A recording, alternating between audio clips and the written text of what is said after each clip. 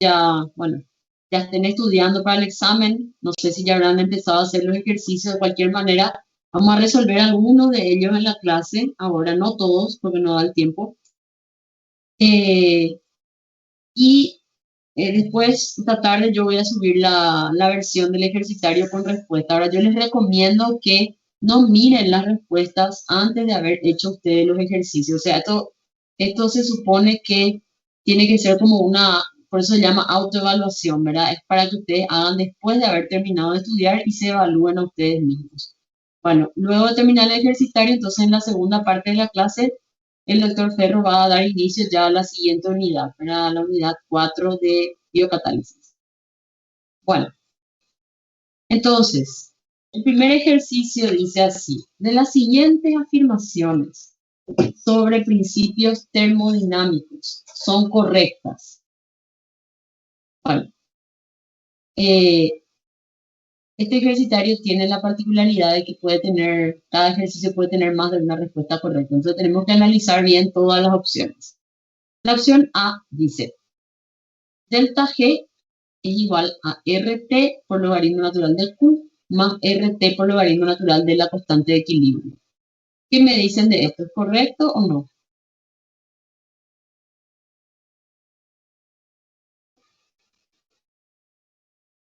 Profe, ¿no debería ser menos? Exactamente, es menos. Bueno, para ayudarle un poquito en el análisis, vamos a recurrir a estas fórmulas que eran las que habíamos visto en la clase como un apoyo, ¿verdad? Entonces, delta G real es igual a delta G estándar más RT por logaritmo natural de Q, ¿verdad? Pero sabemos que delta G estándar es igual a menos RT por logaritmo natural de la constante de equilibrio. O sea, si aquí hubiera, voy a andar un poquito, si aquí hubiera un signo menos, esto sería correcto. ¿Estamos? ¿Qué nos dice esta expresión matemática? Nos dice que en la delta G real para una reacción influyen la delta G estándar, que es el valor de la delta G cuando todas las concentraciones son iguales, más un producto que expresa la contribución de las concentraciones de productos y reactivos. R por T por logaritmo natural de Q. Que es Q? Es el cociente entre las concentraciones de productos y reactivos en la célula, en ese momento dado. Fíjense que si Q, o sea, si estamos en condiciones estándar, ¿cuánto vale Q? ¿Cuánto vale Q en condiciones estándar? A ver.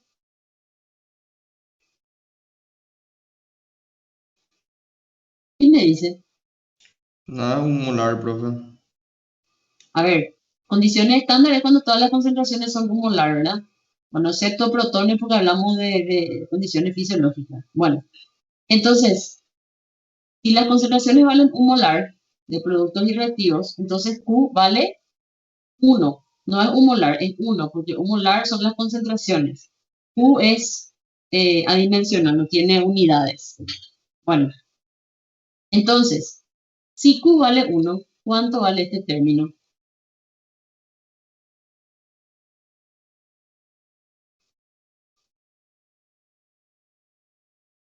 A ver,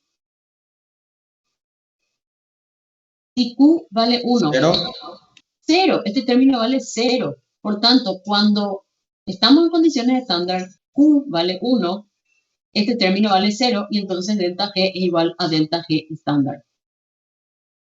¿Sí? Repasando un poquito la interpretación de esta fórmula. Entonces, cuando el cociente entre producto y reactivo vale 1, delta G es igual a delta G estándar. Cuando Q es mayor que 1, es decir, tenemos mayor concentración de productos que de reactivos, este término va a ser positivo. ¿Sí? Va a ser positivo, es decir, va a desfavorecer la reacción. Siempre que Q sea mayor a 1, esto va a desfavorecer la reacción. Entonces, va a ser una contribución positiva para la delta G. Si la delta G estándar era positiva, pues la delta G real va a ser más positiva.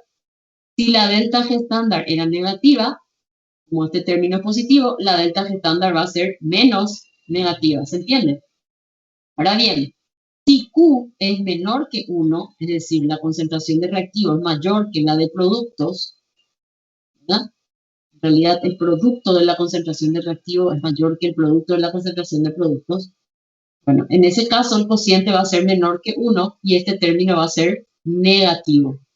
Es decir, un valor de Q menor que 1 favorece la reacción. Por tanto, si la delta G era positiva, va a ser menos positiva, o sea, va a ser menos desfavorable. Y si la delta G era negativa, como este término es negativo, la delta G real va a ser aún más negativa. Entonces, es importante, este ejercicio es justamente para evaluar si ustedes comprenden el concepto de delta G estándar, cómo se relacionan estos conceptos con el valor de Q, el valor de la constante de equilibrio. Bueno, la opción B dice, reacciones con delta H negativa y delta S negativa serán favorables a cualquier temperatura. ¿Qué me dicen de esto? Eso es falso, profe. ¿Qué? Que puede ser falso eso, que está mal. Es falso. ¿Por qué? O sea, ¿por qué no es correcta? Porque la temperatura tiene que ser poquita para que, en todo caso, a una temperatura baja sí va a ser, puede que sea favorable. La Claro. entropía debe ser positiva. A ver, ¿cómo tiene que ser delta H y delta S para que una reacción sea favorable a cualquier temperatura? Delta H negativa y delta S positiva. Exactamente. Recordemos que en el signo de la delta G influyen el factor entálpico y el factor entrópico. ¿Sí? Solamente cuando ambos factores favorecen a que la delta G sea negativa, ese tipo de procesos o reacciones son favorables a cualquier temperatura. Es decir, una reacción que tenga delta H negativa y delta S positiva. Ahora, en este caso, la delta H favorece, o sea, la reacción es entálpicamente favorable, pero la delta S desfavorece, una reacción entrópicamente desfavorable. Como la delta S en la ecuación de estado va multiplicada por la temperatura, entonces, si la delta S es el factor que desfavorece, su contribución será menor a bajas temperaturas. Por tanto, una reacción con estas características va a ser favorable a bajas temperaturas, cuando el factor entrópico no influya mucho en la delta G. Cuando, cuando la temperatura aumenta, este factor entrópico se hace cada vez más importante y puede llegar a superar al factor entálpico favorable y la reacción se vuelve desfavorable. Esto pasa, por ejemplo, en ciertos procesos como, por ejemplo, los cambios de estado, la congelación, un proceso de este tipo, proceso de congelación, o sea, solidificación, ¿verdad? El proceso de condensación y ciertas reacciones que conducen a una disminución de entropía. El plegamiento proteico es otro ejemplo. Bueno, si Q es mayor que la constante de equilibrio, la reacción será favorable en sentido inverso. ¿Eso es cierto o no? Sí. Totalmente. Cuando Q es igual a la constante de equilibrio, la reacción está en equilibrio. Si Q es mayor que la constante de equilibrio, significa que este cociente producto sobre reactivo es mayor que lo que corresponde al equilibrio. Es decir, tengo más producto que lo que corresponde al equilibrio. Por tanto, el producto tiende a transformarse en reactivo. Por tanto, esta sí es correcta. Siempre que delta G sea negativo, la constante de equilibrio será mayor que 1. Eso está bien también, profe. A ver qué opinan. Sí, está bien. Siempre que delta G sea negativo, la constante de equilibrio va a ser mayor que 1. ¿Con qué se relaciona la constante de equilibrio? ¿Con el equilibrio? Sí, pero ¿con qué valor de delta G? Con la delta G estándar. Siempre que delta G estándar sea negativa, la constante de equilibrio va a ser mayor que 1. Recuerden que la delta G real, o sea, esta delta G es la que se relaciona con la constante de equilibrio. Recuerden que la delta G real tiene una contribución de la delta G estándar, que es la que depende de la constante de equilibrio, pero también depende del valor de Q. Entonces, yo puedo tener una constante de equilibrio mayor a 1, delta G estándar negativo. Pero si mi valor de Q es muy grande, mi delta G real puede terminar siendo positiva. O sea, y en lo inverso, yo puedo tener una delta G negativa con una constante de equilibrio menor a 1. Porque esta es la delta G real. La que se relaciona directamente con la constante de equilibrio es la delta G estándar. ¿Ok? Entonces, si acá hubiese dicho siempre que delta G estándar es negativo, ahí sí. Bueno, entonces no es correcta. Y la última dice, delta G será igual a delta G estándar si Q es igual a 1. ¿Eso es cierto? Es cierto. Sí, profe. Sí, esto es cierto. Si Q es 1, la reacción, o sea, si Q es 1, estamos en condiciones estándar. Por tanto, delta G es igual a delta G estándar. Y si yo dijera, cuando Q es igual a 1, la reacción está en equilibrio, ¿eso sería correcto?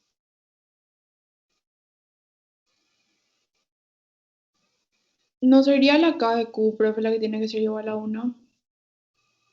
No, ni K ni Q. O sea, el hecho de que Q sea igual a 1, lo que significa es que estamos en condiciones estándar. Si K es igual a 1, significa que es una reacción que se equilibra en condiciones estándar. O sea, a concentraciones iguales de productos reactivos. Pero no necesariamente significa que esté en el equilibrio. ¿Sí? O sea, el parámetro que nos dice que la reacción está en equilibrio no es si Q o K sean iguales a 1. La reacción está en equilibrio cuando Q es igual a constante de equilibrio. Ese es el parámetro del equilibrio. Y cuando delta G es igual a 0. ¿Vale? Entonces esto parece un juego de palabras, pero justamente es para evaluar a ver si entendieron los conceptos. Si esto les marea, les confunde, quiere decir que no tienen los conceptos claros. Entonces es importante que lean más, piensen, razonen. No sé si quieren hacer alguna pregunta respecto a este ejercicio. Bueno, vamos al segundo que evalúa también algo parecido. Dice, la reacción catalizada por la piruvato quinasa tiene una delta G estándar de menos 23 kilojoules por mol. Y su delta G en la célula es de menos 13,9 kilojoules por mol. Esto puede interpretarse de la siguiente manera. Bueno, a ver. Antes de analizar lo que se plantea, ¿qué significa que la delta G estándar sea negativa? ¿Qué va a ser Que en favorable con- a mi reacción? Que en condiciones estándar la reacción es favorable. Eso significa. Y que la constante de equilibrio es como mucho mayor que 1. Mayor que 1. o sea, mayor que 1, ¿verdad? Mucho o poco ya es relativo, pero es mayor que 1. Si delta G estándar es negativo, constante de equilibrio es mayor a 1. Ahora, la delta G en la célula, o sea, la delta G a las concentraciones reales es menos 13,9 kilojoules por mol.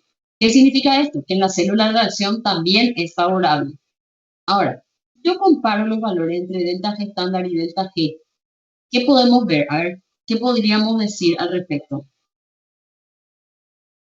Que en la célula es menos, no sé si menos espontáneo, pero es menos negativo.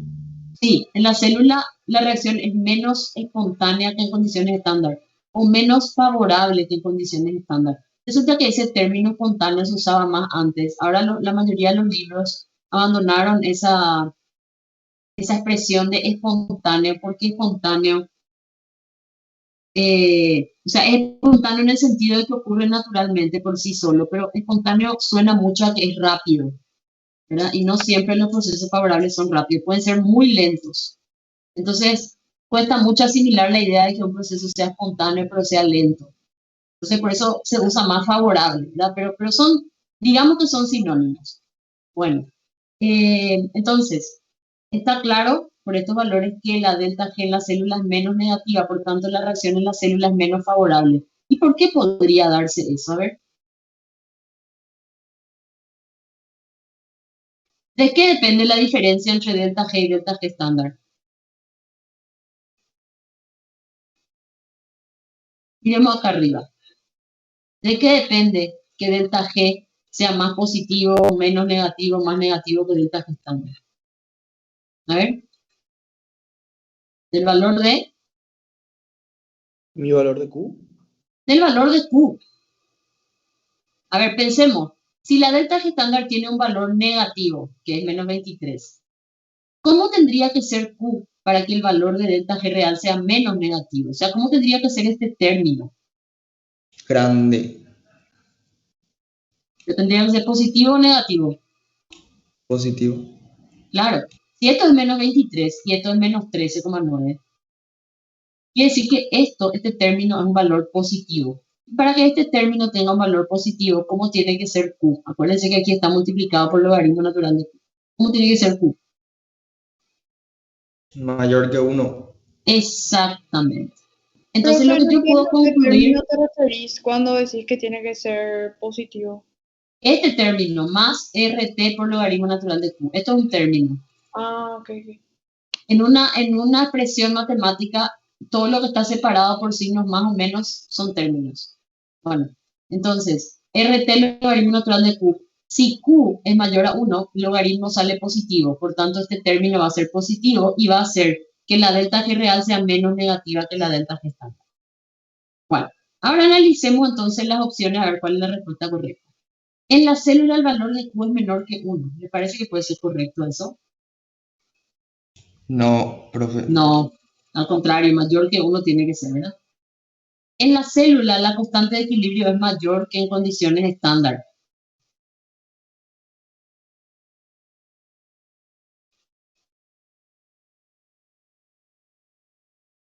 A ver,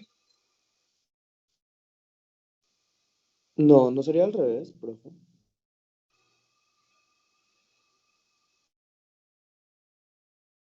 no, ¿verdad?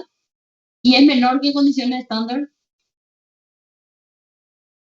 Ese sí está correcto. A ver, a ver. La constante de equilibrio cambia si estamos en condiciones estándar o no. Cuando hablamos de condiciones estándar se está refiriendo a las concentraciones.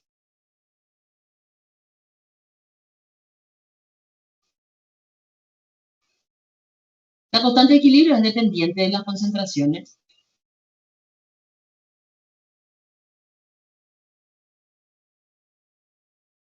No, la constante de equilibrio es un valor fijo, solamente depende de la temperatura. Entonces, la constante de equilibrio en la célula para una reacción es la constante de equilibrio. O sea, no cambia porque las concentraciones sean diferentes. Lo único que puede modificar la constante de equilibrio es la temperatura. ¿Sí? Entonces, no tiene nada que ver. En la célula hay más producto que reactivo. ¿Puede ser eso? No sería Sí, menos, profe, ya que Q es menor que 1. A ver, ¿qué habíamos dicho? Que si delta G real es menos negativo que delta G estándar, quiere decir que este término es positivo. Y para que este término sea positivo, Q tiene que ser mayor que 1. Y si Q es mayor que 1, significa que hay más producto que reactivo, Entonces, ¿verdad? hay más producto que reactivo. ¿Qué? Que si Q era mayor que 1 era que había más producto que reactivo, ¿verdad? Así mismo, así mismo. Entonces, esta respuesta es correcta. En la célula hay más producto que reactivo. Y eso hace que la reacción sea menos favorable que en condiciones estándar. Si hubiera más reactivo que producto, la delta G real sería más negativa que la delta G estándar. En condiciones estándar, la reacción estará desplazada hacia los productos. Cuando yo digo que una reacción estará desplazada hacia un lado o al otro, no es lo mismo decir la reacción se desplaza hacia o estará desplazada. Estará desplazada quiere decir que hay más productos que reactivos. Que si el equilibrio ya se desplazó en un sentido o en otro. Entonces, no. ¿Por qué no? Porque en condiciones estándar las concentraciones de productos y reactivos serán iguales. Entonces no está desplazada en ningún sentido. Ahora, Sí, yo podría decir, en condiciones estándar la reacción tiene tendencia a ocurrir hacia los productos, o en sentido directo, eso sí, pero que está desplazada no. No sé si hay alguna duda. Profe, yo me confundí en este E, en la opción E. ¿Puedes explicar de vuelta? A ver, cuando yo digo que la reacción está desplazada hacia los productos, significa que hay más reactivos, hay más productos que reactivos. Entonces, en lo cual no puede ser cierto si estamos hablando de que estamos en condiciones estándar. En condiciones estándar, ¿qué significa condiciones estándar? Que hay igual cantidad de productos y reactivos, un molar. Entonces, la reacción en realidad no está desplazada hacia ningún lado. Hay iguales concentraciones. No quiere decir que esté en equilibrio, ¿eh? Condiciones estándar no es sinónimo de equilibrio. Condiciones estándar es que hay concentraciones iguales. Ahora, en el equilibrio yo puedo tener más productos que reactivos o más reactivos que productos, ¿verdad? Profe, te puedo preguntar algo. Si Sí, Q es mayor que 1, quiere decir que hay más productos que reactivos, ¿verdad? así mismo. Y eso quiere decir que la reacción entonces es espontánea. O sea, su delta G va a ser negativa. No, esperamos un ratito. Acordate, el hecho de que la... A ver, ¿de qué delta G me estás hablando? ¿Delta G estándar o delta G real? La delta G real es la que miramos, ¿verdad? Para saber si una reacción es favorable o no en la célula es la delta G Sí. real. ¿Y de qué Sí. va a depender? Va a depender de la delta G estándar y la relación entre la concentración de productos y reactivos, ¿verdad? Si Q, ¿vos qué es lo que me planteaste? Si Q es Sí, mayor si a el 1, Q es mayor a 1, quiere decir que hay más productos. hay más productos que reactivos en la célula. Pero eso no quiere decir que la reacción esté en equilibrio, ojo. Hay más productos que reactivos, ¿verdad? Entonces,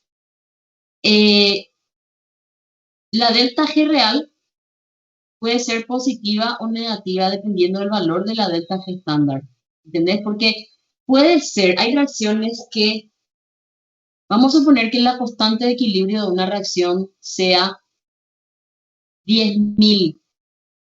Estamos hablando siempre de un reactivo y un producto, ¿verdad? Entonces, si la constante de equilibrio es 10.000, para que la reacción esté en equilibrio, yo tengo que tener 10.000 veces más productos que reactivos, ¿verdad? Entonces, si mi valor de Q es 100, esa reacción, y es un poco difícil explicar esto sin poder escribir en una pizarra, ¿verdad? Pero supongamos que la constante de equilibrio es 10.000. Si mi valor de Q es 100, por más de que yo tengo 100 veces más producto que reactivo, esa reacción aún tiende a desplazarse en sentido directo, ¿verdad? Porque no alcanzó todavía el equilibrio, ¿verdad? Pero para ese mismo valor, entonces en ese caso la delta G real sería negativa. Ahora, para ese mismo valor de Q de 100, si mi constante de equilibrio fuera 10, quiere decir que mi reacción ya sobrepasó el equilibrio, porque estoy teniendo más producto de lo que corresponde al equilibrio. Entonces la delta G va a ser positiva. Déjenme ver si es que tengo... Aquí cuando ustedes tengan la respuesta del ejercitario, van a ver que hay una pequeña explicación con un ejemplo, ¿verdad? Con un ejemplo que explica las relaciones que hay entre los valores de Q, la constante de equilibrio, los valores de delta G estándar y delta G real, ¿sí? Voy a volver a leer esta explicación antes de subir el ejercitario, entonces voy a ver si es que hace falta agregar algo más como para que quede bien claro esta cuestión, ¿sí? No se vayan a preocupar, porque sí es bastante abstracto, bastante difícil, por eso es algo que hay es algo que hay que digerirlo bastante, no se entiende de una vez. Bueno, pero vamos a avanzar porque si no nos trancamos en un solo tema. Bueno, el 5 dice, entre los siguientes pares, entre compuestos ricos en energía y tipo de enlace de alta energía, el único correcto es. Bueno, esto es cuestión de recordar, ¿verdad? Recordar un poquito las estructuras y los tipos de enlaces. El ADN y ARN, fosforamidato, ¿Eso es correcto o no? Bueno, ya me adelanto. No es correcto. Entre los nucleótidos del ADN y ARN hay enlaces fosfodiéster, por eso no es correcto. Acil coenzima A, anhídrido mixto de ácido. Anhídrido mixto de ácido significa que se unen dos grupos ácidos. Por ejemplo, un grupo carboxilo con un grupo fosfato, con pérdida de una molécula de agua. El acil coenzima A es el tipo de enlace que hay, ¿sí o no? No, profe. No, ¿qué tipo de enlace hay? No era tío Esther. Muy bien, enlace tioéster, por tanto esta no es correcta. El 1,3-bifosfoliserato, fosfodiéster. No. Si ustedes se fijan en la estructura del 1,3-bifosfoliserato, justamente se forma un enlace anhídrido entre el carboxilo del glicerato y el fosforilo de un fosfato. Entonces es un enlace anhídrido mixto de ácido que aparece en el 1,3-bifosfoliserato. Carbamil fosfato, anhídrido mixto de ácido. Bueno, esto sí. El carbamoil fosfato se forma por reacción entre el ácido carbámico y un fosfato, ácido fosfórico, digamos. Entonces, es un enlace anhídrido mixto de ácido. Esta es la respuesta correcta. Y la última dice ADP fosfoéster. No, los enlaces, los ésteres fosfóricos simples no son compuestos ricos en energía. Entonces, fosfoéster es el tipo de enlace que aparece en la glucosa 6-fosfato, fructosa 6-fosfato, etc. En el ADP lo que yo tengo es un enlace fosfoanhídrido, ¿sí? Anhídrido fosfórico. ¿Se entendió esto? En realidad aquí no hay gran cosa que entender. Esto tienen que repasar las estructuras y recordar los tipos de enlaces, saber reconocer. Bueno, el ejercicio 6 es para repasar un poquito los principios de bioenergética que habíamos estudiado en la clase. Entre las siguientes reacciones podrán ser reguladas por acción de masa la transformación de. Al decirnos podrán ser reguladas por acción de masa. ¿Qué es lo que nos está preguntando? ¿Qué es lo que tenemos que evaluar? El cambio en la concentración puede que sea reversible, o sea, que se vaya a los productos de los reactivos.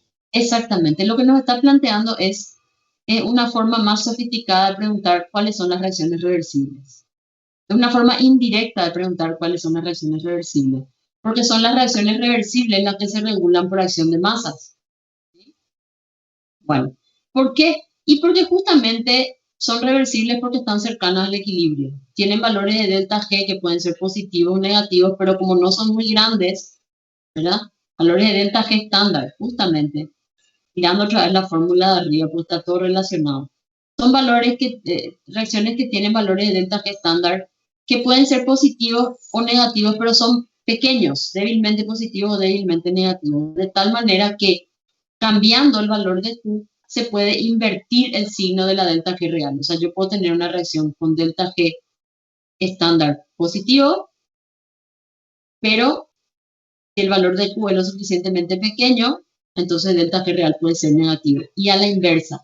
Así son las reacciones reversibles. Pero para eso, el valor de delta G estándar tiene que ser pequeño en valor absoluto.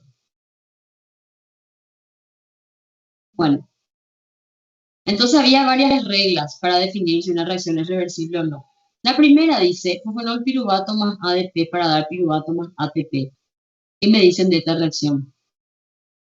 No, porque la delta G del fosfonol piruvato es muy negativa. Exactamente. La reacción, la delta G de hidrólisis del fosfonol piruvato es muy grande, es el doble en realidad que la delta G de hidrólisis del ATP.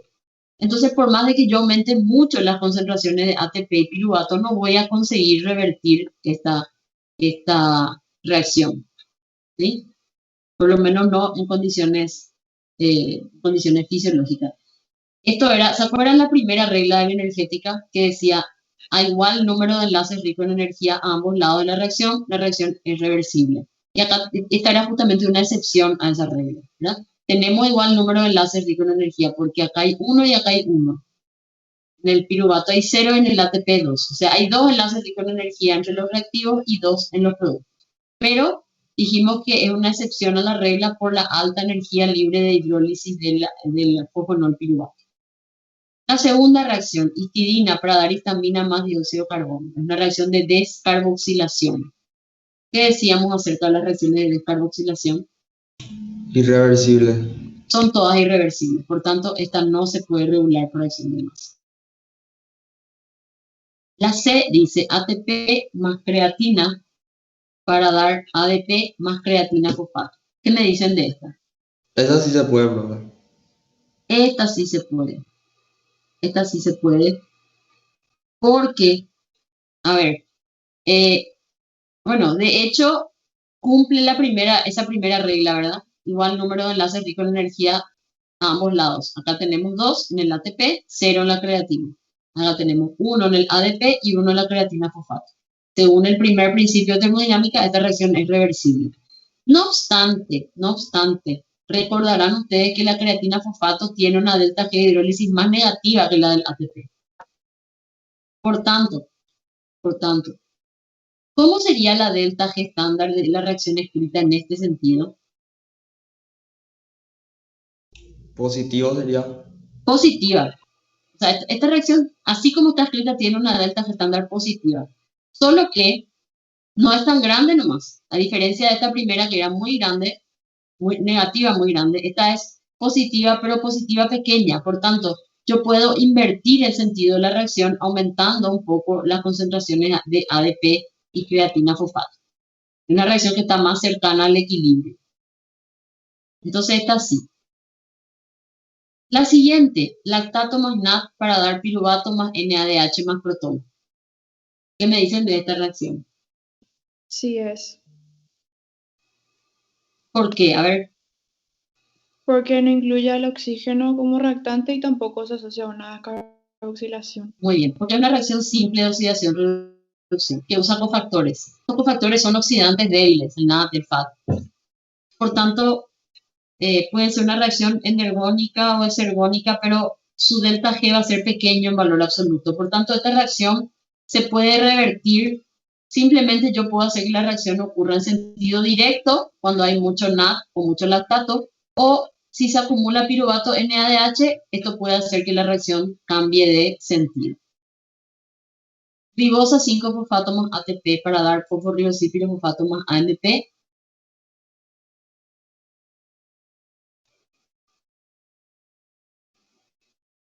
No, esta reacción no se puede revertir porque entre los reactivos tengo 2 enlaces ricos en energía y entre los productos solo uno. Triptófano más oxígeno molecular más tetrahidrobiopterina para dar 5-hidroxitriptófano más agua más dihidrobiopterina. A ver qué me dicen de esta reacción. Irreversible. Irreversible. ¿Por qué? Por el oxígeno que está Por la formado. presencia de oxígeno. Porque participa el oxígeno molecular. ¿Y qué tiene que ver que participe el oxígeno molecular? El oxígeno, a diferencia del NAD y el FAD, que son oxidantes débiles, el oxígeno es un oxidante muy, muy fuerte. Por tanto, una vez que el oxígeno recibe los electrones y se reduce para formar agua, esto ya no se va a revertir. O sea, el agua no va a volver a dar sus electrones para generar oxígeno molecular. ¿Me explico? O sea, la delta G estándar de esta reacción es muy, pero muy negativa. Por eso es irreversible. Y la última dice gliceraldehído 3-fosfato para dar dihidroxiacetona fosfato. ¿Qué tipo de reacción es esa? De baja energía. Sí, esta es una reacción de isomerización. Se transforma una aldosa en una También es reversible esto, profe. en una cetosa. Esta reacción es reversible porque y cumple con la, creo, no sé si la última de las reglas de energética o una de las últimas, cuando en los reactivos y los productos hay igual número de enlaces de baja energía, la reacción es reversible, y este es el caso. Entonces C, D y G son correctos. Bueno, veamos el 8. Dice, una persona que oxida igual cantidad de moles de ácidos grasos y de glucosa muestra un cociente respiratorio corporal de... ¿Recuerdan lo que era el cociente respiratorio? Era el cociente entre los moles de CO2 producidos por cada mol de oxígeno utilizado en la oxidación. O sea, la relación entre moles de CO2 producido, moles de oxígeno utilizado. ¿Verdad? El cociente respiratorio se puede referir a un combustible en particular y tiene que ver con el grado de oxidación inicial de los átomos de carbono. Cuanto más alto es el cociente respiratorio, quiere decir que menos oxígeno se necesita para oxidar ese combustible. Por tanto, los combustibles que tienen cociente respiratorio elevado es porque ya empiezan con el carbono parcialmente oxidado, como los hidratos de carbono. Mientras que cuanto más bajo es el cociente respiratorio, significa que más oxígeno tengo que utilizar para oxidar una misma cantidad de carbono. Es decir, que más reducido está el carbono inicialmente. Ese es el caso de los ácidos grasos. Por eso los ácidos grasos tienen un cociente respiratorio menor que el de la glucosa. En la clase habíamos estudiado que el de los hidratos de carbono es alrededor de 1 y el de los ácidos grasos de 0,7. Ahora, también el cociente respiratorio se puede referir a un individuo y nos permite estimar qué proporción de combustible está utilizando ese individuo para obtener su energía, ¿verdad? Entonces, cuando está utilizando más hidratos de carbono, el cociente respiratorio se acerca más a 1. Y si está usando más ácidos grasos, se acerca más a 0,7. Ahora, si me dice que está oxidando igual cantidad de moles de ácidos grasos y de glucosa, ¿cómo sería entonces el cociente respiratorio? 0,85 no, profe. Exactamente un promedio, ¿verdad? Entre el 1 de la glucosa y el 0,7 de los ácidos grasos. Bueno, vamos en el 8.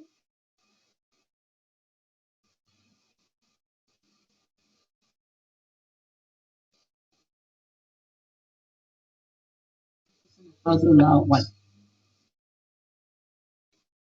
El 9 dice analizar, no, perdón, se alteró, parece la numeración, bueno, no importa. Analizar las siguientes asociaciones entre transportadores activos de metabolismo y especies transportadas. Seleccionar solamente la incorrecta. A ver, el ácido fólico es capaz de transportar metilo, metileno, metenilo, formilo y formimino. El ácido fólico es un transportador de grupos monocarbonados en diferentes estados de oxidación. Puede transportar todos los grupos monocarbonados, excepto el carbono en su estado más oxidado, que es el dióxido de carbono. Por tanto, esta es correcta. Puede transformar carbono en forma de metilo, metileno, metenilo, formilo y formimino. ¿No recuerdan qué son estos grupos? Tienen que repasar un poquito de química. El ATP es capaz de transferir grupos fosfato, pirofosfato, fosforribosilo y adenosilo. ¿Esto es correcto? Sí, también es correcto. Si no recuerdan, repasen en la presentación está qué tipo de grupos puede transferir el ATP. Tiamina pirofosfato transporta grupos de 2 carbonos. Correcto. Tiamina pirofosfato transporta grupos de 2 carbonos, como por ejemplo el grupo hidroxietil en la piruvato deshidrogenasa. El NADFosfato es un portador de protones. El NADFosfato es portador de protones. Transportador no sería, profe.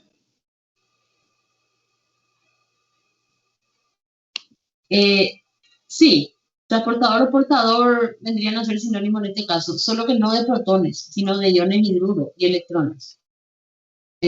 Por eso esta no es correcta, esto está mal.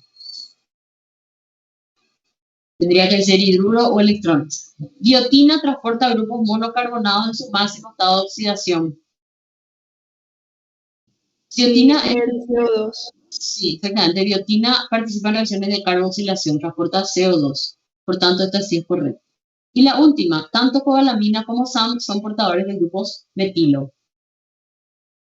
Esta también es correcta. Son agentes metilantes. Cobalamina es la vitamina B12 y conjuntamente con el ácido fólico participa en reacciones de metilación. Y el SAM también. Bueno, el siguiente, la reacción histidina, de histidina para dar histamina más dióxido de carbono, debe participar. No, esta no. Esperen porque lo hicimos con el otro grupo. Este era, perdón, se alteró la numeración. Se puede afirmar que corresponde a una fosforilación a nivel de sustrato cuando. Bueno, ¿cuál de estas opciones corresponde a una fosforilación a nivel de sustrato? Cuando el ADP se transforma en ATP por transferencia de electrones de un sustrato, que es el NADH al oxígeno molecular. Esto es fosforilación a nivel de sustrato. No, profe. ¿Qué es? Fosforilación oxidativa. Muy bien. Esto que dice acá describe exactamente lo que es fosforilación oxidativa. El NADPH transfiere fosfato directamente al ADP para formar ATP. ¿El NADPH tiene fosfato? No. Ah, sí tiene. Sí tiene. Sí tiene. Acuérdense que es nicotinamida adenina dinucleótido fosfato. Tiene 3 fosfatos. Sí, pero no puede transferirlo. El NADPH no es una molécula rica en energía y no transfiere fosfato. Lo que transfiere son iones hidruros. Entonces no es una fosforilación a nivel de sustrato. El ATP transfiere fosfato directamente a la glucosa para formar glucosa 6-fosfato. Ese sí puede ser, profe. A ver, esto es una fosforilación, pero no se considera fosforilación a nivel de sustrato, porque lo que se sintetiza no es una molécula rica en energía. Este término de fosforilación a nivel de sustrato se reserva para reacciones en las cuales se forman moléculas ricas en energía. Un combustible biológico como el fosfonol piruvato se oxida para generar ATP. No es hidrólisis, profe. Exactamente. El fosfonol piruvato también podría considerarse un combustible y también se puede oxidar, pero no directamente. Primero se va a hidrolizar en realidad. Y lo que permite, o sea, el fosfonol piruvato genera ATP por hidrólisis, no por oxidación. Por tanto, no es correcto. Entonces, la respuesta correcta es que ninguna es correcta.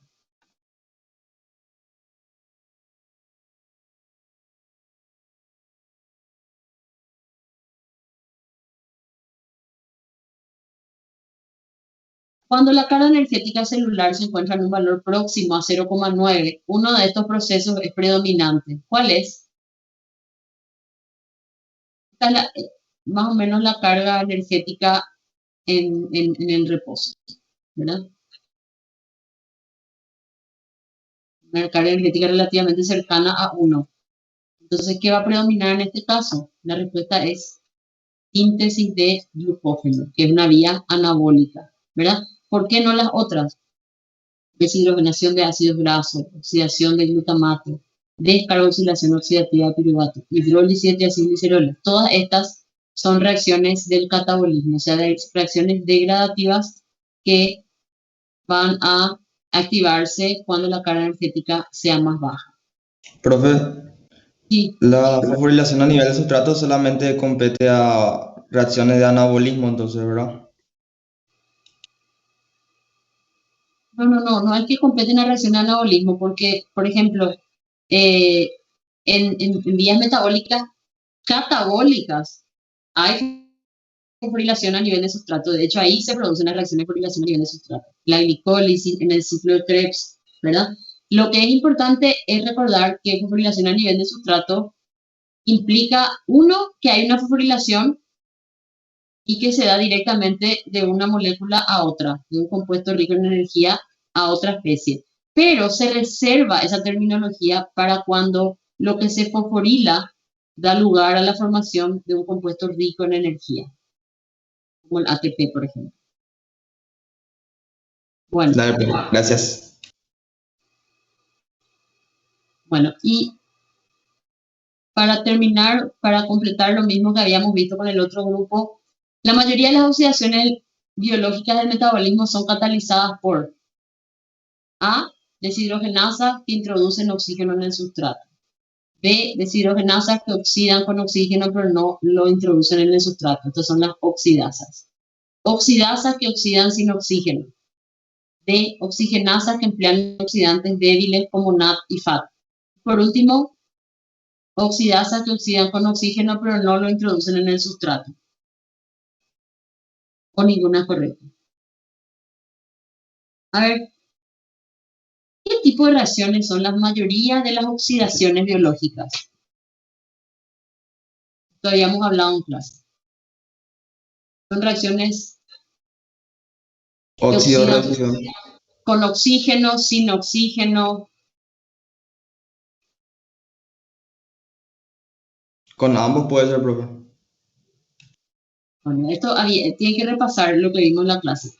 Ambas, o sea, la mayoría de las reacciones de oxidación que transcurren en el metabolismo oxidativo son en realidad de tipo deshidrogenaciones. Son catalizadas por enzimas deshidrogenasas y que utilizan como oxidante cofactores que son aceptores de hidrógeno, como el NAD y el FAD. Entonces, acá no hay ninguna respuesta correcta, porque tendría que decir deshidrogenasa que utilizan como agentes oxidantes cofactores aceptores de hidrógeno, como el NAD o el FAD. ¿Sí? Acá dice deshidrogenasa, pero hablan de que introducen oxígeno o que oxidan con oxígeno, pero no lo introducen. Esto no es característico. O sea, estas reacciones son minoritarias en el metabolismo. Bueno, y entonces es ninguna, ¿verdad? Y lo último que quiero ver con ustedes, que este tal vez sea el ejercicio más difícil, que es para pensar un poquito más. Dice, empleando la tabla de potenciales de reducción, podemos afirmar que nos da varias opciones. Ácido lipoico oxida el agua, liberando oxígeno, NAD oxida succinato, FADH reduce a NAD, malato oxidado por NAD, NAD oxida biquinol, ninguna es correcta. Bueno, ¿cómo yo respondo esto en base a la tabla de potenciales redox? Obviamente. En esta tabla, las especies están ordenadas. Si yo miro de arriba hacia abajo, están ordenadas desde aquellas sustancias con mayores potenciales redox, es decir, que tienen mayor tendencia a ganar electrones o a reducirse, hacia aquellas que tienen valores más bajos o negativos de potenciales redox, que son aquellas que tienen menos tendencia a aceptar electrones, es decir, tienen en realidad más tendencia a ceder electrones, por tanto son más reductoras que oxidantes. Entonces, cuanto más arriba está la especie analizada dentro de esta tabla, mayor es su potencial de reducción, mayor tendencia a reducirse, por tanto son oxidantes más fuertes. El que más arriba está es un oxidante más fuerte. Por supuesto, el oxidante más fuerte de todo es el oxígeno. Miren dónde están el FAD y el NAD, que son los oxidantes que usamos en las deshidrogenaciones. Son oxidantes mucho más débiles que el oxígeno. Cuanto más abajo está, menos oxidante y más reductor, o sea, más tendencia a ceder electrones. Bueno, entonces, ¿cómo tenemos que hacer nosotros el análisis que nos plantea el ejercicio? Tenemos que pensar siempre que la especie reducida del que está más abajo le reduce a la especie oxidada del que está más arriba. O podemos decir al revés, el que está más arriba le oxida al que está más abajo. Los electrones tienden a fluir de especies con potenciales redox más negativos hacia aquellas con potenciales redox menos negativos o positivos. Entonces, la opción A dice, el ácido lipoico oxida agua liberando oxígeno.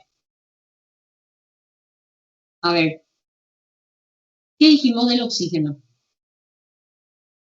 El oxígeno es el oxidante más fuerte de todos, el que más tendencia tiene a ganar electrones. Por tanto, si el oxígeno es muy oxidante, el agua es muy poco reductora.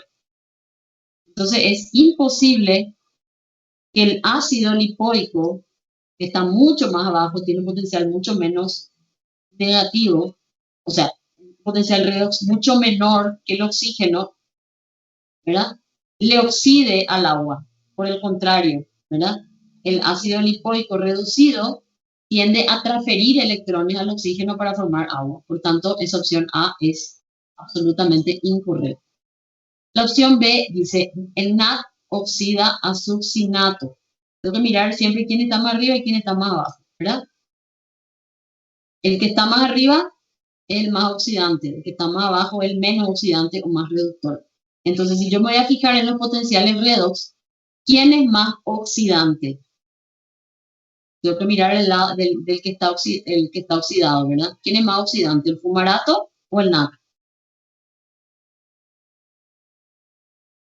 El fumarato. Fumarato. El fumarato es más oxidante que el NAT. O sea, en todo caso, el NADH tendería a darle electrones de hidrógeno al fumarato para formar succinato y no al revés, ¿verdad? Entonces, el NAT oxida al succinato, basado en estos potenciales de reducción, no va a ocurrir. No va a ocurrir, ¿verdad? Porque el potencial redox del succinato es mayor que el del, o sea, del fumarato es mayor que el del NAT. FADH2 reduce al NAT. Parece que el que está más abajo le reduce al que está más arriba. Acá está el FADH2. Acá se diferencia porque el potencial redox del FAT solo, aislado, es de menos 0,219, pero cuando está unido covalentemente a la flavoproteína, tiene un valor de 0.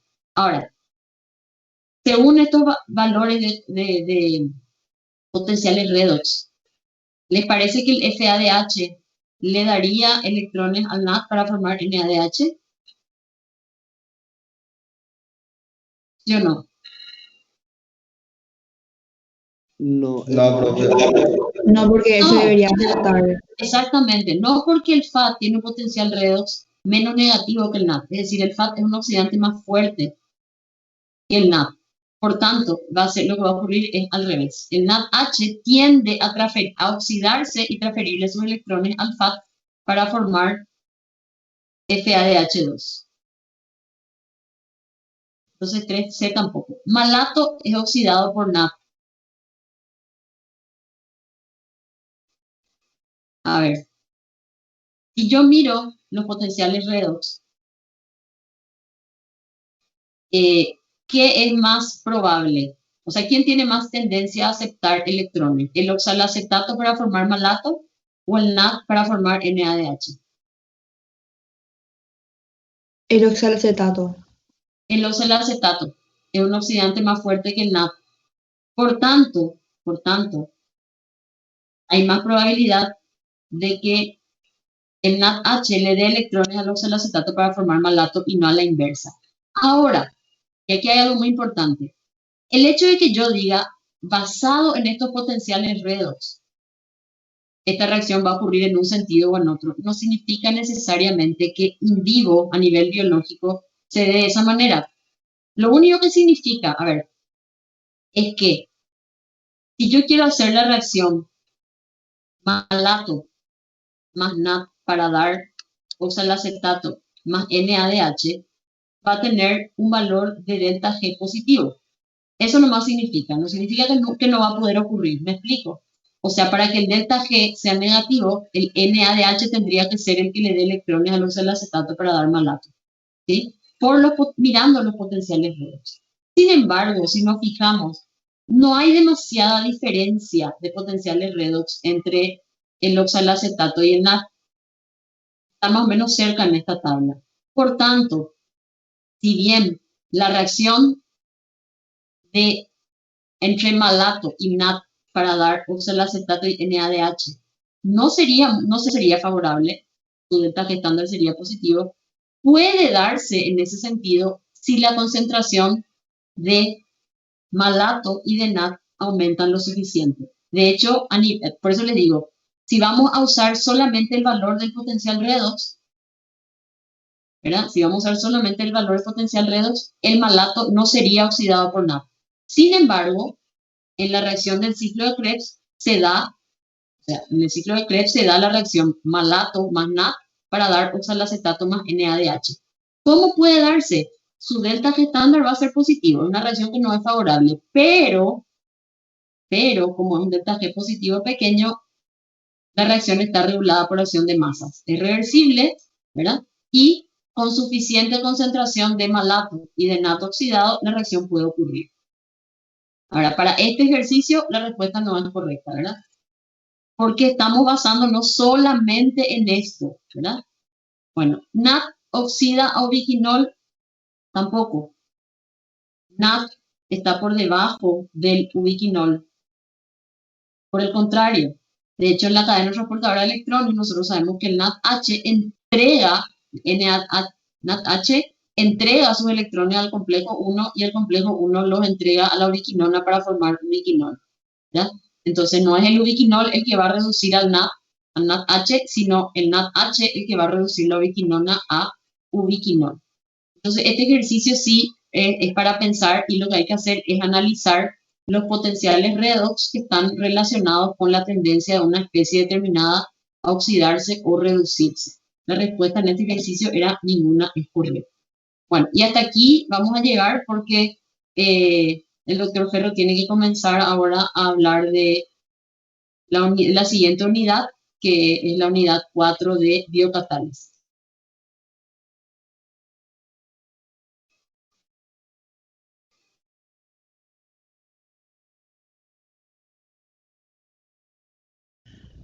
Hola, buen día.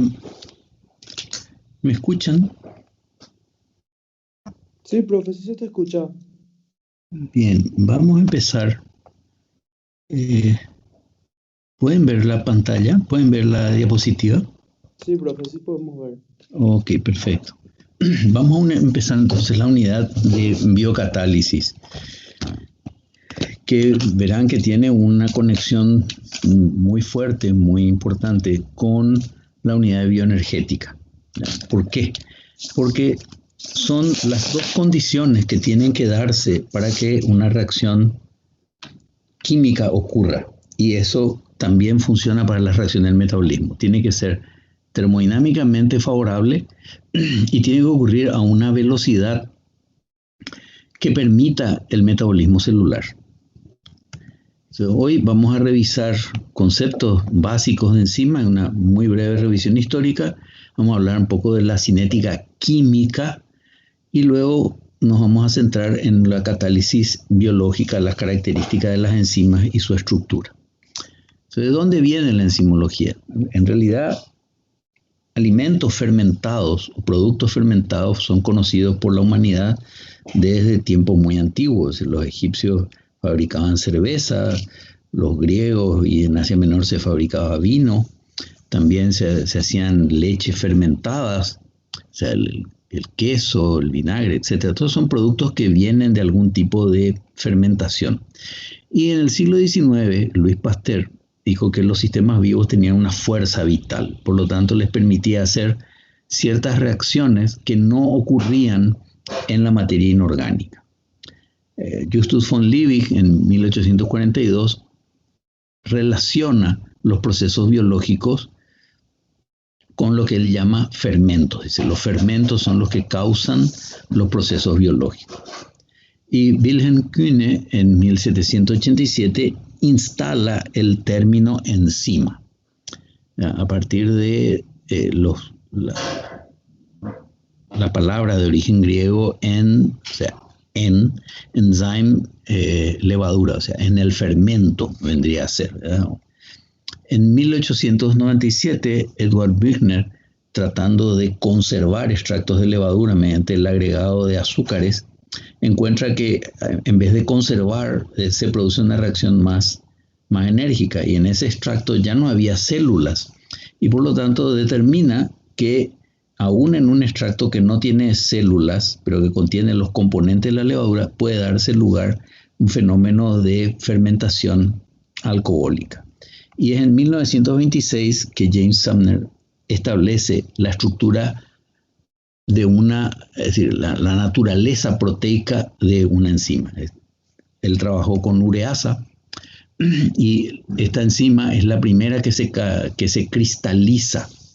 La primera enzima cristalizada lo hizo a partir de una leguminosa, una especie de poroto que es Cannabalia ensiformis, y a medida que iba purificando la proteína de ese extracto, la actividad enzimática aumentaba, hasta que llegó a cristalizar esto desde la publicación original de Sandler, y cuando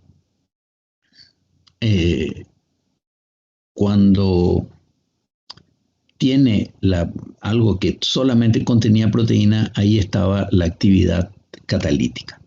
Entonces, ¿qué son las enzimas? Son proteínas globulares que se especializan, de acuerdo a su estructura, para aumentar la velocidad de las reacciones bioquímicas sin experimentar cambios permanentes en el proceso. Es decir, se comportan como un catalizador biológico, de manera que se puede recuperar al final de una reacción, de manera que esta pueda participar, esta molécula de catalizador pueda participar de una siguiente reacción.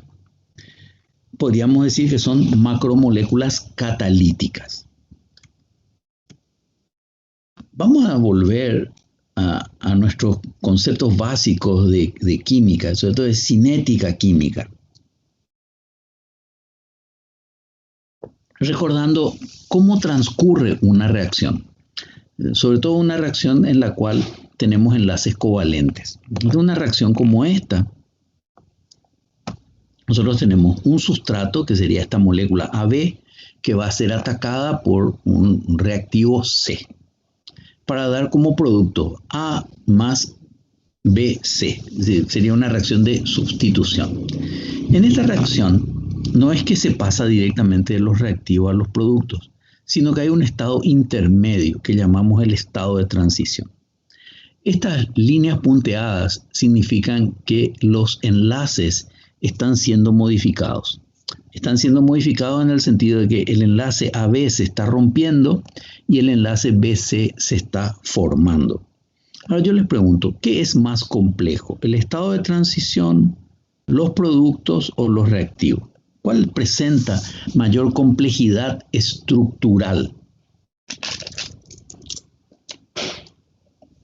¿Del estado de transición puede ser? El estado de transición, ¿verdad? Porque el número de enlaces es mayor, ¿verdad? Ahora, para que esta reacción se complete, se tienen que dar algunas condiciones, ¿verdad? Primero, los reactivos o reactantes tienen que estar en contacto. Si no entran en contacto, no hay reacción. Segundo, que esa interacción que se da entre los reactivos tiene que darse como un choque. Y ese choque tiene que tener suficiente energía, justamente para que se produzca esta ruptura de enlace y formación de un enlace nuevo. Y cuando hablamos de moléculas orgánicas complejas, como son las moléculas biológicas, algunas son estructuralmente muy complejas, tiene que darse con una orientación adecuada. O sea, no sirve que dos moléculas, por decir, choquen de cualquier manera, sino tienen que chocar adecuadamente orientadas, ¿ya? Es lo mismo que si vamos a saludar a una persona, ¿ya? Tenemos que ponernos frente a ella para que nos reconozca y poder concretar ese saludo o esa conversación. Si miramos este diagrama de variación de energía libre de acuerdo con el curso de la reacción, este se llama coordenada de reacción, que nos indica cómo va cambiando, es decir, cómo va progresando la reacción y cómo va cambiando la energía libre en función del progreso de la reacción. Para una reacción exergónica, es decir, una reacción con un valor de delta G negativo. ¿Por qué negativo? Porque pasamos desde este nivel, que sería la energía libre de los reactivos o reactantes, la reacción evoluciona a este nivel energético, que sería el de los productos. Y esta diferencia es la variación de energía libre. Esta variación de energía libre tiene carácter cinético o termodinámico. Termodinámico. Termodinámico. Y en este caso, ¿la reacción es espontánea o no espontánea? Espontánea. Excelente, la reacción es espontánea. Pero esta reacción no transcurre siguiendo lo que voy a marcar con el puntero. ¿Ven? ¿Ven? Como si fuera una línea en esta pendiente. No, la reacción transcurre de esta manera. Es decir, inicialmente sube la energía libre para alcanzar lo que llamamos el complejo del estado de transición. Fíjense que esta es una energía positiva. El estado intermedio tiene más energía que los reactivos. Y este estado de transición tiene que formarse como una etapa previa para luego dar los productos. Pero esto no es una energía. Aquí en esta escala tenemos energía, pero no es una energía del condicionamiento termodinámico. Y a eso se llama energía de activación. Por tanto, ¿qué es la energía de activación? La energía necesaria para que los reactivos formen el complejo del estado de transición. Y eso es indispensable para que la reacción ocurra. Veamos ahora en una reacción endergónica, una reacción con un valor de delta G positivo, que sería aquella donde el nivel de los reactivos es energéticamente inferior al nivel de los productos. Por lo tanto, este valor de delta G es positivo. El nivel final es mayor que el nivel inicial. Y en este caso, la coordenada de reacción también nos va a dar este tipo de curva. Ahora bien, ¿cuánto es la energía de activación? ¿Cuánta energía le tenemos que dar a estos reactantes o reactivos para formar el complejo del estado de transición? ¿Solo esto que estoy marcando o algo más? Más la delta G. Exacto, eso más la delta G para formar el complejo del estado de transición. Fíjense que lo que corresponde en una reacción exergónica, que es el tipo de reacción que nos interesa, esta energía que hay que darle para llegar al complejo del estado de transición, luego es una energía que se devuelve. Por lo tanto, esa energía podemos decir que hace trabajo útil.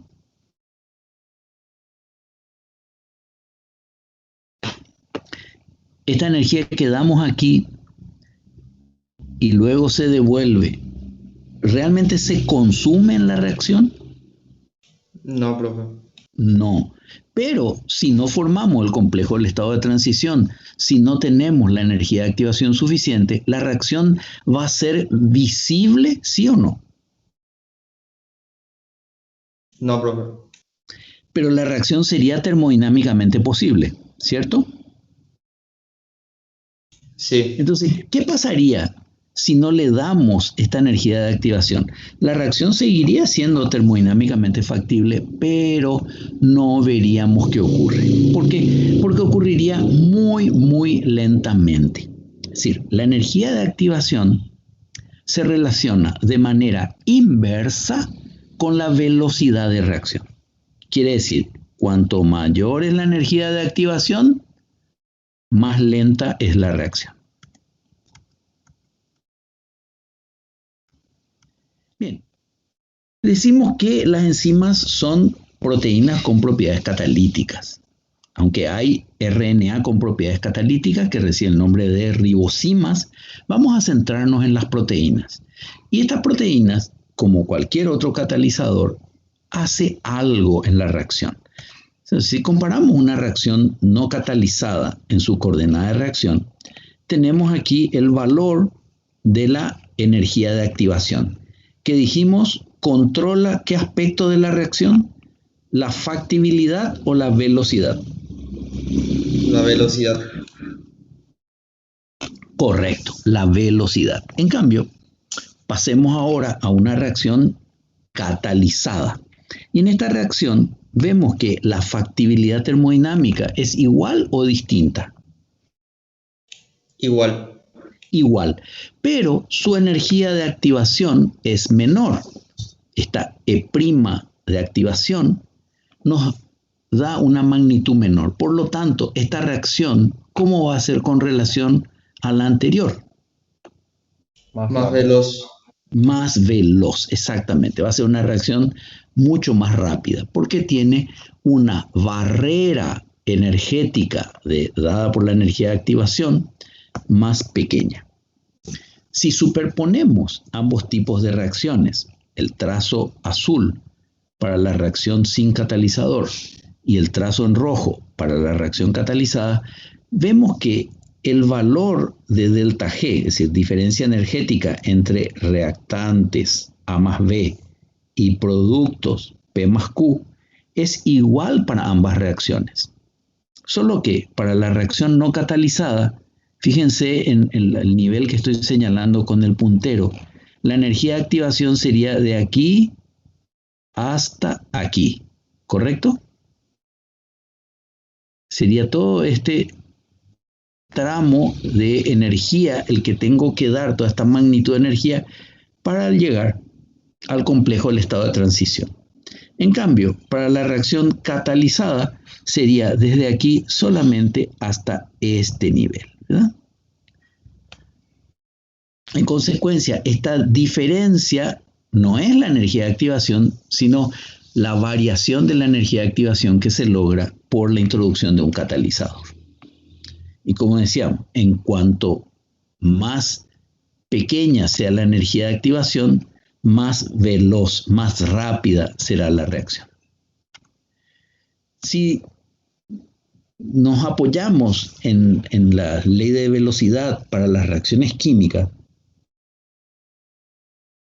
recordaremos que la velocidad está dada por una constante multiplicada por la concentración de los reactivos. Es decir, si aumentamos la concentración de los reactivos, la velocidad aumenta. Pero esta K, una constante de proporcionalidad, está relacionada de manera inversa, ¿verdad?, con el valor de la energía de activación. Eso significa, cuanto más pequeña sea la energía de activación, más grande va a ser el valor de K. Y por lo tanto, a mayor valor de K, que es lo que se logra con un catalizador que reduce la energía de activación, mayor será la velocidad de la reacción. Cuando hablamos de las reacciones del metabolismo, la gran mayoría de ellas son reacciones en las cuales se involucran ruptura o formación de enlaces covalentes, y estas reacciones son bastante lentas. Por tanto, las reacciones del metabolismo no serían posibles si no tuviéramos esos catalizadores. Y además, si estas reacciones no ocurren, el fenómeno que llamamos vida no lo podríamos reconocer, no lo podríamos concebir, dado que las reacciones serían tremendamente lentas. Tenemos que plantearnos por qué en las reacciones hay una barrera energética que hace que éstas sean más lentas. Sencillamente porque tenemos que formar ese complejo del estado de transición. Y ya hemos visto que ese estado es un estado más tensionado, más complejo, y por lo tanto hay que aplicar energía para que se logre su formación.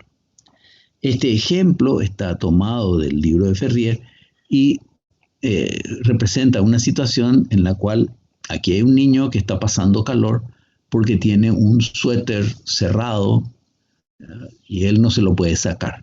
Este sería el sustrato, niño con abrigo, un abrigo que hay que sacar a través de haciendo pasar el cuello por la cabeza del niño. Entonces viene un adulto a ayudarle, que sería la enzima, y va a formar algo más complejo, con menor movilidad, más estable, que se llama complejo enzima-sustrato. Ese complejo enzima-sustrato va a permitir luego el tensionamiento de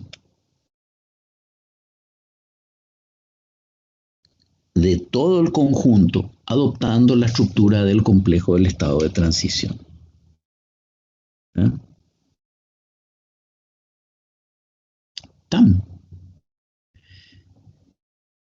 Una vez que se llega a este punto, luego ya todo es descenso energético y llegaríamos al producto que sería el niño que fue despojado de este abrigo que le molestaba y se vuelve en una situación más estable.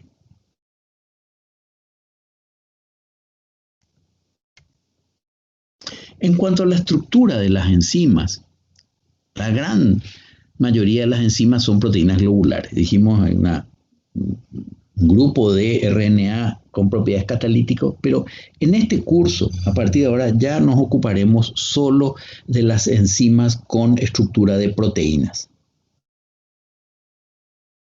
Si son proteínas globulares, por lo tanto son proteínas plegadas.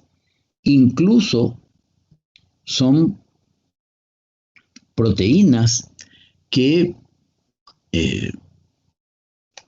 pueden alcanzar estructura cuaternaria. Aquellas que se encuentran en disolución, en realidad están suspendidas, por ejemplo, en la matriz mitocondrial o suspendidas en el citosol, poseen un exterior hidrófilo, lo cual le da características de estar interaccionando favorablemente con el agua. Aunque tenemos que tener en cuenta que algunas proteínas están insertas en membranas y por supuesto que esa porción inserta en la membrana va a tener una porción hidrofóbica para poder interaccionar justamente con las membranas biológicas. Como hablamos de proteínas globulares, estas reúnen las características estructurales y de estabilidad de estas proteínas. Es decir, son sensibles al calor, porque el calor las denaturaliza, a los valores extremos de pH, porque también al acercarse al punto isoeléctrico precipitan desnaturalizadas, o la presencia de iones pesados, detergentes o sustancias químicas. Algunas de ellas pueden producir cambios permanentes en su estructura.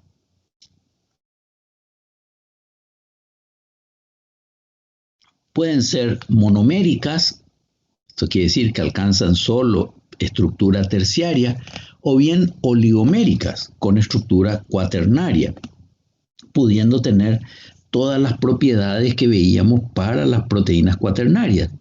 Por ejemplo, cooperatividad o comportamiento alostérico. En cuanto al tamaño, la mayoría de las proteínas humanas, y aquí incluimos a las enzimas, tienen entre 30 y 50 kilodalton, y solo unas pocas son superiores a los 80 kilodalton. Las enzimas monoméricas, es decir, aquellas que están constituidas por una sola cadena polipeptídica, tienen de 12 a 20 kilodalton de masa, pudiendo llegar hasta 100. Y las que tienen, siendo monoméricas, tamaño mayor, con frecuencia pueden adquirir el carácter de enzimas multifuncionales. Así que una enzima multifuncional es una proteína que cataliza más de una reacción y procede típicamente de la expresión de un solo gen. Puede ser una proteína que actúa con una sola cadena o con más cadenas, pero idénticas. Mientras que los complejos multienzimáticos catalizan más de una reacción, pero proceden de la expresión de varios genes. Aquí vamos a encontrar dos o más cadenas polipeptídicas que, actuando en conjunto, catalizan una reacción que se da en varios pasos. Vamos a ver algunos ejemplos. Así tenemos como enzima multifuncional la ácido graso sintasa, que es una proteína homodimérica.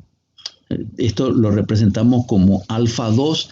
Cuidado, esta alfa no se refiere a la hélice alfa, sino que se refiere a que está constituida por dos cadenas iguales.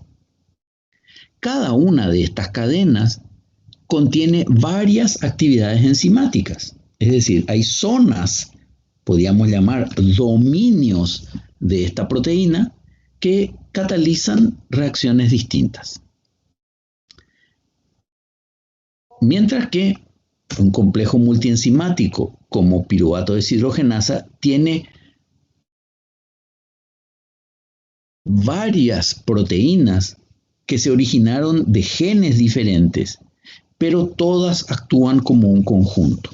Así, piruvato deshidrogenasa en mamíferos tiene 30 copias de E1, de la enzima 1, que a su vez es una enzima tetramérica, alfa 2, beta 2, de 2 cadenas alfa, 2 cadenas beta. Cuidado, esto no significa que sea hemoglobina, simplemente 2 cadenas iguales y otras 2 cadenas iguales. Pero también el complejo contiene 20 copias del trímero E2 y 12 copias del dímero E3. Por lo tanto, estamos hablando de una estructura muy compleja.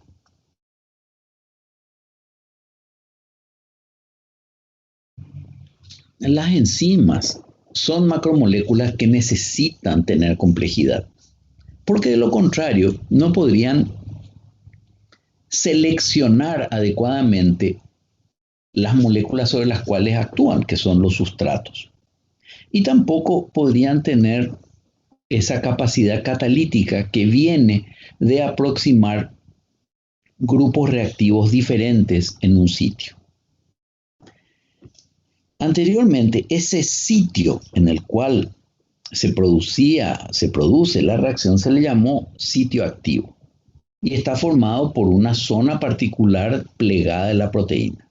Ahora sabemos que comprende un sitio de unión, que es aquel ambiente en el cual se reconoce al sustrato, y un sitio catalítico, que es un ambiente en el cual se produce la reacción. Esto es como si queremos entregar algo a una persona, lo primero que tenemos que hacer es encontrarla, reconocerla, identificarla, y ahí le vamos a hacer entrega de eso que le corresponde. Entonces, primero, reconocimiento a través del sitio de unión. Segundo, reacción a través del sitio catalítico.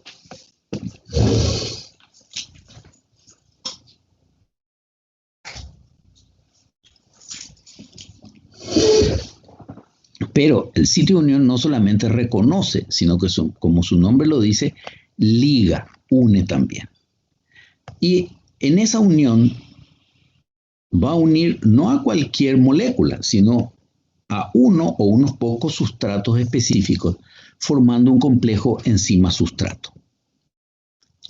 Recordemos que las enzimas no alteran los parámetros termodinámicos de la reacción, por lo tanto, no van a alterar el valor de delta G, ni el valor de la constante de equilibrio, ni la posición del equilibrio de la reacción, que depende de la concentración. Solo van a facilitar que se alcance el equilibrio si esto es posible. La enzima se recupera después de la reacción, por lo tanto no hay un cambio neto en su estructura, de manera que puede seguir siendo utilizada varias veces para catalizar la misma reacción. Y algunas requieren la presencia de un cofactor. ¿Y qué es un cofactor? Es algo más diferente de la proteína que se necesita para que la reacción se lleve a cabo.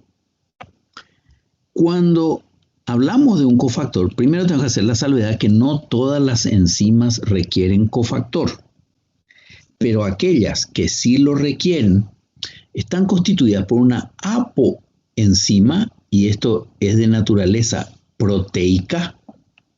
Vendría a ser una enzima incompleta que con el cofactor genera la holoenzima o enzima completa, que es plenamente funcional.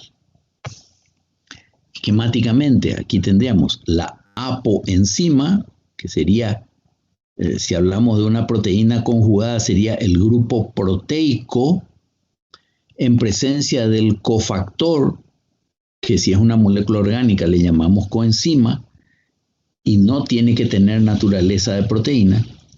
Juntas conforman la enzima completa u holoenzima. que es la que tiene capacidad para fijar el sustrato y reaccionar con él. Algunos ejemplos de enzimas que no requieren cofactor. Aquí vemos a la quimotripsina, es una enzima monomérica que no requiere cofactor, y el sitio catalítico está conformado por estos aminoácidos, residuos de aspartato, histidina y serina. O la lisozima, una enzima también monomérica que no requiere cofactor, que hidroliza peptidoglucanos de paredes bacterianas, donde tenemos un resto de aspartato y un resto de glutamato en el sitio activo, son los responsables de la catálisis.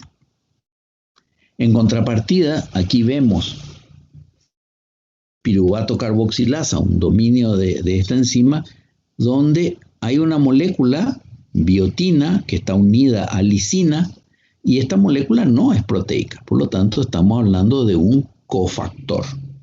Lo mismo en la acilcoa-deshidrogenasa, en el metabolismo de ácidos grasos activados, encontramos la presencia del cofactor FAD fuertemente unido a la enzima. Yo les voy a pedir seguir, a los que no tengan urgencia por retirarse, seguir conectados de manera que podamos terminar esta presentación en unos 15 minutos más. Cuando nos referimos a la catálisis, esta puede ser desarrollada en dos grandes vertientes. Una es la catálisis homogénea, cuando los reactivos y el catalizador están en la misma fase.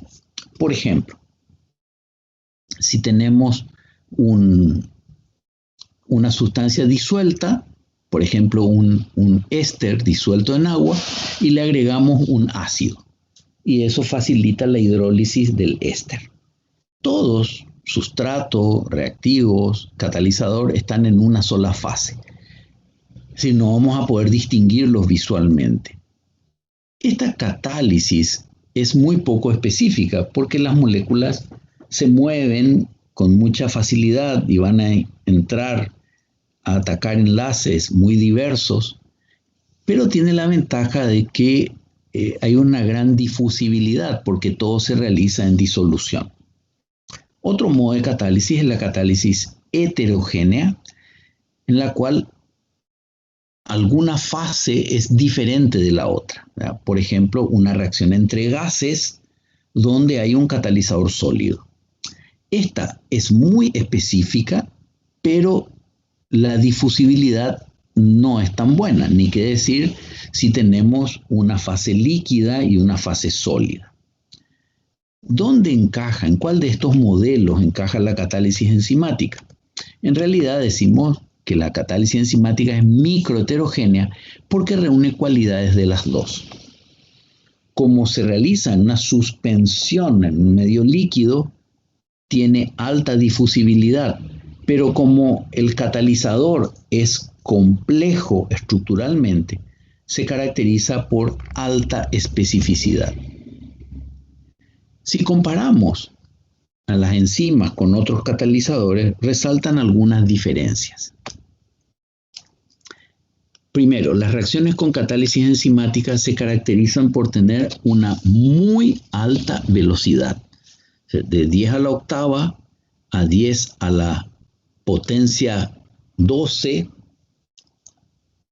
veces la reacción no catalizada. Y si comparamos entre una reacción catalizada con un catalizador inorgánico, como podría ser unión metálico sencillo o los protones, versus un catalizador enzimático, fácilmente la catálisis enzimática tiene una velocidad por lo menos de unas 1000 veces mayor.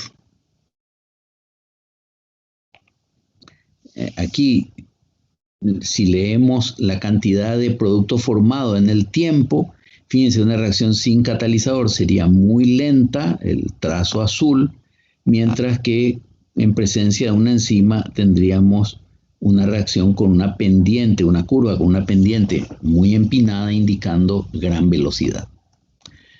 Otra característica de las reacciones con catálisis enzimática es que son activas en condiciones muy suaves, condiciones que no producen daño a las células. Por ejemplo, a una atmósfera de presión, temperatura próximas al ambiente entre 20 y 40 grados, pH próximo a la neutralidad, que son condiciones que fácilmente encontramos en los seres vivos, pero no necesariamente en otro tipo de reacciones fuera de los organismos vivos. Las reacciones que ocurren en procesos industriales, que son generalmente a temperaturas desarrolladas a temperaturas altas, valores de pH separados de la neutralidad y a veces a altas presiones. Otra característica, y esta sí es muy importante para la reacción enzimática, es que son muy específicas o pueden llegar a ser muy específicas hasta el extremo de ser estereoespecíficas. Entendiéndose esto como que pudiendo obtenerse más de un estereoisómero, las enzimas catalizan la reacción de manera a obtener o reconocer solo uno de ellos, lo cual hace que se reduzca la producción de productos colaterales que bajarían el rendimiento. Esta especificidad elevada de las enzimas podemos distinguirla en dos aspectos. Por un lado, la especificidad de acción, es decir, una enzima cataliza un cierto tipo de reacción una vez que se une al sustrato. Y la otra es la especificidad de sustrato, en el sentido de que hay enzimas que reconocen un número limitado de moléculas sobre las cuales hacer la reacción. Incluso algunas reconocen una sola molécula, una sola clase de molécula. Y finalmente, otra característica importante de las reacciones con catálisis enzimática es la capacidad de regulación. Esto en el entorno celular representa una gran ventaja, ya que estando presente la enzima, estando presentes las condiciones de reacción, estando presente la molécula sustrato que puede transformarse, puede que la reacción no ocurra o que ocurra a distintas velocidades dependiendo de un mecanismo regulatorio. Sería como un mecanismo de control. Y las enzimas ofrecen el mejor mecanismo, el mejor ambiente para regular la velocidad de las reacciones. Dadas estas características excepcionales de las enzimas, podríamos plantearnos por qué son capaces de aumentar la velocidad de manera tan extraordinaria. Porque interaccionan químicamente con el sustrato y estabilizan el estado de transición, es decir, logran ese estado tensionado que constituye la estructura del complejo del estado de transición con mayor facilidad. La enzima se fija al sustrato y evita que el sustrato difunda tan fácilmente, con lo cual la concentración de sustrato sobre la enzima va a ser alta o baja. ¿Cómo sería? Si el sustrato es retenido por la enzima, ¿cómo es su concentración en ese local, en ese lugar? ¿Alta o baja? Alta, Va a ser una concentración muy alta, ¿verdad? Porque estamos reteniendo el sustrato en el lugar en que la reacción va a ocurrir. Y ya dijimos que tenemos con las enzimas la posibilidad de lograr reacciones en condiciones muy suaves. Las bacterias fijadoras de nitrógeno que se encuentran en el suelo reducen nitrógeno a amoníaco a 20 grados y a una atmósfera de presión, mientras el proceso Haber se realiza a unos 200 grados y 500 atmósferas de presión. Decimos que las enzimas muestran alta especificidad, es decir, son capaces de seleccionar qué sustrato van a ligar. Y esto tiene mucha relación con el tamaño, ¿verdad? Porque cuanto más grande es la proteína, la enzima, va a tener más complejidad estructural y por lo tanto mayor especificidad a la hora de seleccionar al sustrato.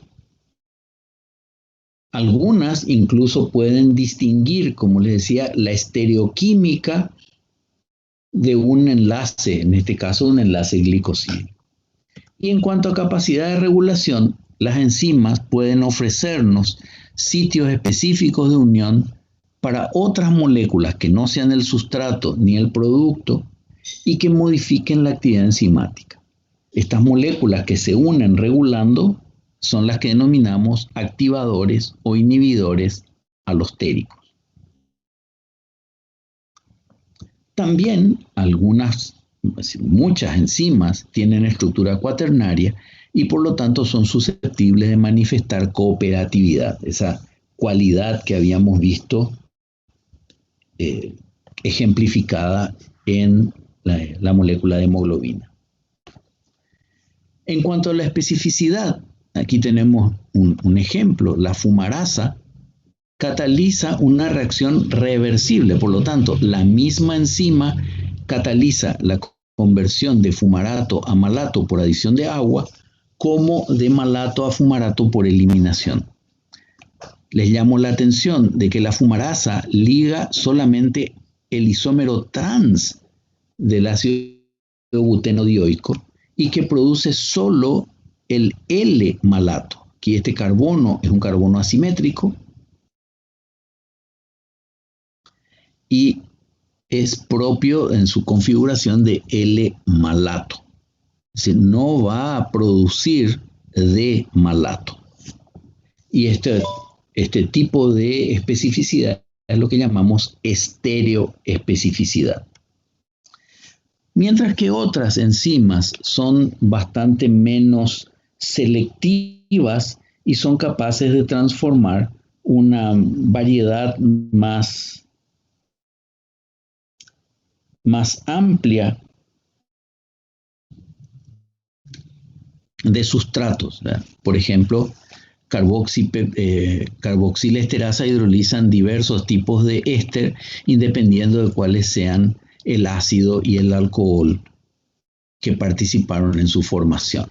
Lo mismo que quimotripsina puede fundamentalmente hidrolizar enlaces peptídicos, pero también hidroliza ésteres. Por tanto, hablamos que quimotripsina tiene una especificidad relativamente amplia, no es tan estricta en su especificidad. En cuanto a especificidad por reacción, aquí nos encontramos con otra realidad, y es que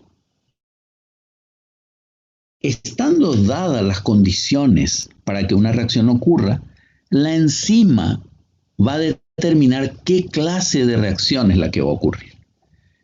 Observen, aquí tenemos glucosa 6-fosfato, que si está presente la fosfohexosa isomerasa, se convierte en fructosa 6-fosfato, es decir, cambiamos de un hemiacetal a un hemicetal.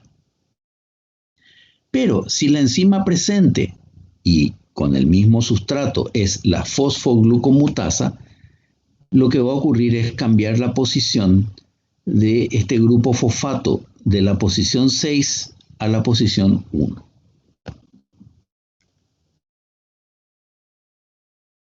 Este comportamiento de las enzimas en cuanto a la especificidad y el carácter heterogéneo de la catálisis nos lleva a postular que hay un lugar, una zona de la estructura donde está desarrollándose el proceso, y a eso se le llama centro activo. Se le llamaba. Ahora somos estamos en posesión de más conocimiento y sabemos que estos dos procesos, que son fijar al sustrato y transformarlo catalíticamente, puede estar relacionado con dos lugares diferentes. Pero todo eso deriva originalmente de la estructura primaria, que condiciona ¿qué cosa? La estructura primaria de la enzima, de la proteína, condiciona mediante el plegamiento la estructura terciaria.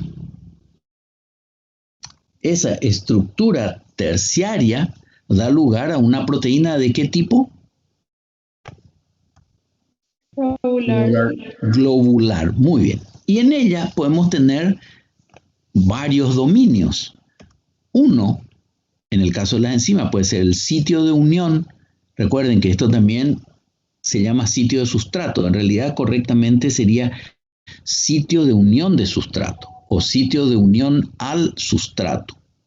Es un hueco con un tamaño, una forma, una carga y una polaridad que están definidos por los R de los residuos, de los aminoácidos que están presentes en esa zona y determina la especificidad por el sustrato. Por ejemplo, si el hueco es pequeño, solamente podrá entrar un sustrato pequeño, uno grande ya no entra. Esa estructura terciaria también nos ofrece un dominio con características de sitio catalítico. Y aquí vamos a encontrar típicamente uno o varios residuos de aquellos cuyos R contienen grupos con heteroátomos. Por ejemplo, serina, treonina, tirosina, que tienen OH, o histidina, que tiene imidazol, o cisteína, que tiene sulfidrilo. Estoy haciendo referencia a grupos con carácter nucleofílico. Pero también podemos tener grupos ácidos, como ácido glutámico o ácido aspartico, o básicos como aspartato o glutamato, que van a participar en la especificidad de la reacción. Estos dos sitios pueden estar muy próximos, pero si los residuos que determinan la unión no necesariamente son los mismos que determinan la reacción. Adicionalmente, algunas enzimas pueden contener un sitio regulatorio, o sea, un sitio donde hay algunos grupos sensibles a unir efectores que puedan cambiar la actividad de la enzima. Y esto da especificidad en la regulación. La especificidad de la enzima se asocia a que nos ofrece una proteína plegada, una superficie con características tridimensionales que permite incluso reconocer centros que no son quirales, pero que podrían transformarse en quirales, como veremos algunos ejemplos más adelante. Solo para ejemplificar esta especificidad por los sustratos, hablábamos de tamaño. Por ejemplo, quimotripsina reconoce residuos voluminosos porque en el sitio de unión hay residuos pequeños como glicina, serina y glicina. Mientras que tripsina reconoce residuos con carga positiva porque en el fondo de este sitio de unión tenemos un resto de aspartato con carga negativa, dando lugar a una interacción carga-carga para retener al sustrato, incluso para orientarlo adecuadamente para que la reacción ocurra. Bien, vamos ya terminando con algunas observaciones para que no olvidemos. No es lo mismo una enzima que una actividad enzimática. La enzima es una molécula que puede tener más de una actividad enzimática. Las reacciones reversibles son catalizadas por una sola enzima en ambos sentidos. Les recuerdo que la reversibilidad es un carácter termodinámico, condicionado por la facilidad de alcanzar el equilibrio o no, o revertir la posición en la dirección de una reacción cercana al equilibrio, mientras que la catálisis es un fenómeno cinético. Las enzimas se unen específicamente al sustrato, lo retienen lo transforman y lo liberan. Por eso la enzima se puede volver a utilizar sin que su estructura se altere en el proceso.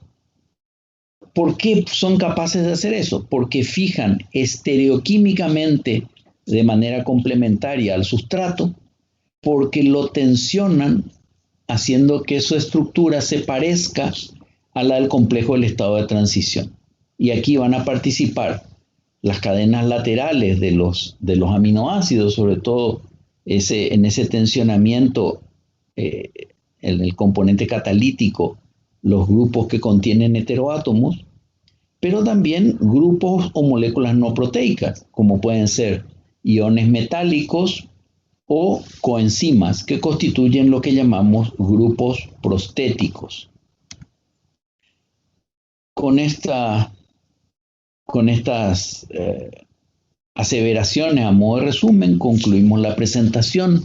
Quedó pendiente por si tienen alguna consulta y si no, les deseo buen resto de jornada y una excelente semana. Gracias, profe. Igualmente. Gracias, profe. Hasta Por luego, nada. chicos. Que tengan una buena semana.